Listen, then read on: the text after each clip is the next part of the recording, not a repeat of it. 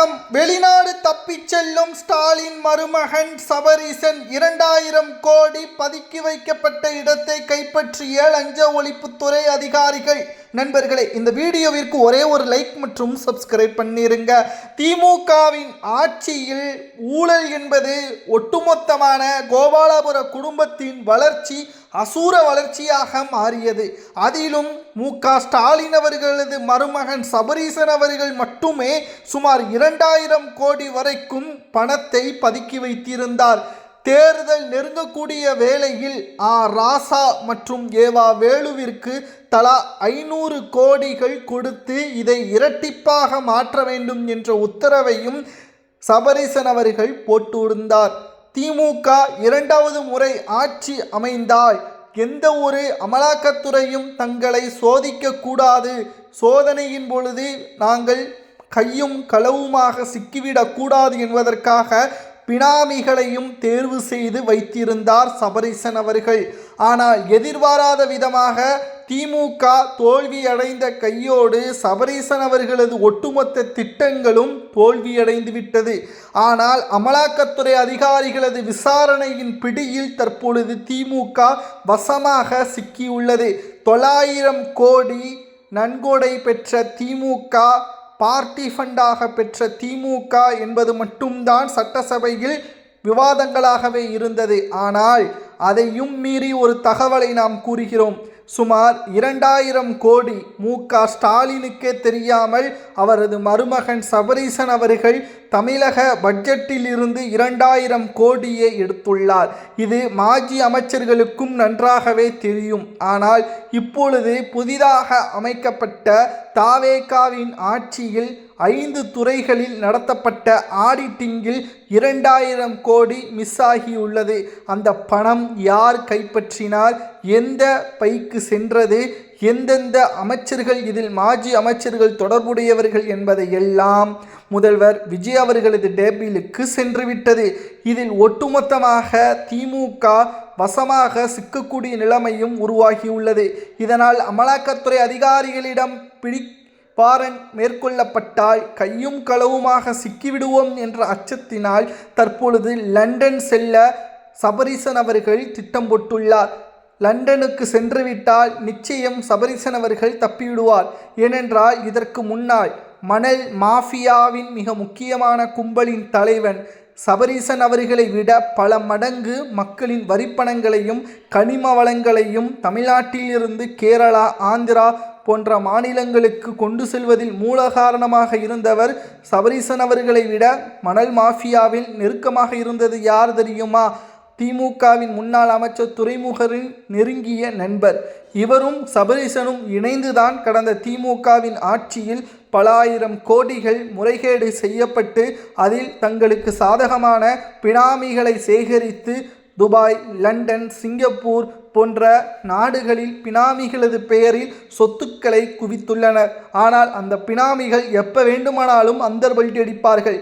ஆட்சி அதிகாரம் என்றைக்கு திமுகவிடம் இருந்து செல்கிறதோ அன்றைக்கு அந்த பினாமிகள் தங்களது சொத்துக்களாக அதை முழுமையாக அனுபவிப்பார்கள் என்பதில் துளி அளவு கூட சந்தேகமே கிடையாது. ஆனால் இப்பொழுது சபரீசன் அவர்கள் எப்படி சிக்கினார் என்று பார்க்குமேயானால், தேர்தலுக்கு முன்பாக ஏவா வேலு அவர்களிடமும் ராசா அவர்களிடமும் சுமார் 500 கோடியும் 1000 கோடியும் கொடுத்துள்ளார்.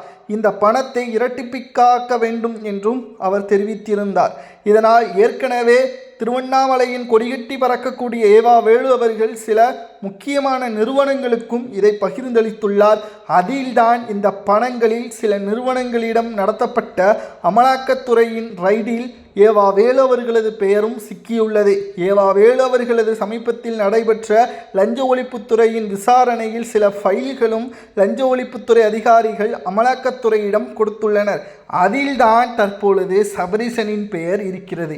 எங்கு சுற்றி எங்கு வந்தாலும் கடைசியில் பெரிய முதலையின் பக்கம் அமலாக்கத்துறையினர் வந்துவிட்டார்கள். ஜி2 நிறுவனத்தை நடத்தியதன் மூலம் பல ஆயிரம் கோடிகள் நிலங்கள் மோசடிகள், கருப்பு பணத்தை வெள்ளை பணமாக மாற்றுவதற்கு ஜி2 நிறுவனத்தை பயன்படுத்தினார்.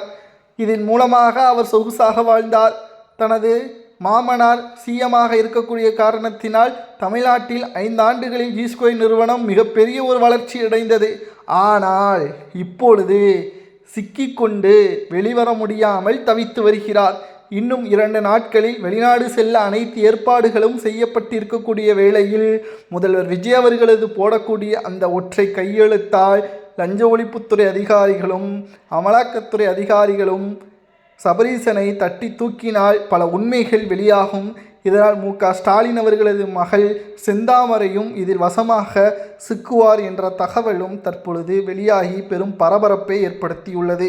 தமிழ்நாட்டில் பல நாள் திருடன் ஒரு நாள் அகப்படுவான் என்பதற்கேற்ப தற்பொழுது திமுகவின் மிக முக்கியமான நபர், நிழலுலக முதல்வராக இருந்த முன்னாள் ஸ்டாலின் அவர்களது மருமகன் சபரீசன் அவர்கள் தற்பொழுது வெளிநாடு தப்பிச் செல்ல இருக்கக்கூடிய இந்த காலத்தில் அவரை வசமாக சிக்க வைத்திருக்கிறது.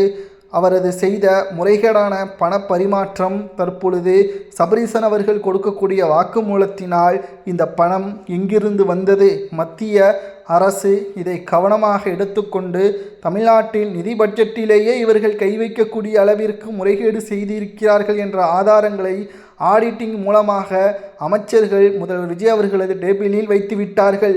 இதனால் நிச்சயம் திமுகவிற்கு மிகப்பெரிய ஒரு தலைவலியாக மாறும். இதில் யாரெல்லாம் சிக்குவார்?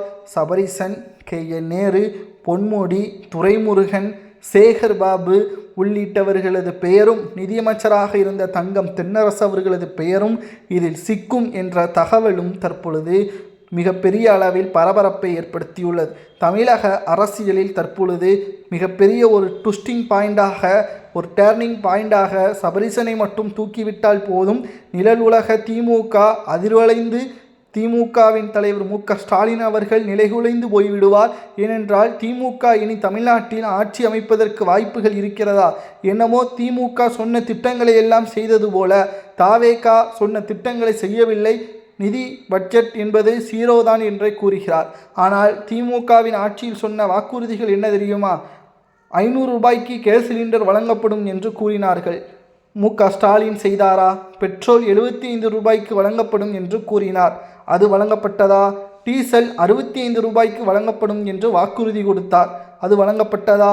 விவசாய கடன் மற்றும் கல்வி கடன் முழுவதுமாக ரத்து செய்வோம் என்ற வாக்குறுதியையும் ஸ்டாலின் கொடுத்தார். 5 ஆண்டுகளில் நிறைவேற்றப்பட்டதா? டோல்கேட் மூடப்படும், தமிழகம் முழுவதும் உள்ள டோல்கேட் மூடப்படும் என்று தெரிவித்தார். அது செயல்பட்டதா? நிச்சயமாக திமுகவின் ஆட்சியில் முக்கிய வாக்குறுதிகள் நிறைவேற்றாமல் இவர்களது சொத்துக்களை மட்டும்தான் உயர்த்தியுள்ளனர். இவர்கள் தாவேகாவின் அரசை கேள்வி கேட்பதற்கு தகுதி இல்லாதவர் என்பதையும் நாம் இதன் மூலம் தெரிவித்துக் கொள்கிறோம். சபரீசன் அவர்கள் கைது செய்யப்பட்டால் அவருக்கு என்ன தண்டனை கொடுக்கலாம்? அவரது 2000 கோடி சொத்துக்களை தமிழ்நாடு கஜானாவில் ஒப்படைக்கலாமா என்பதை கூறுங்கள்.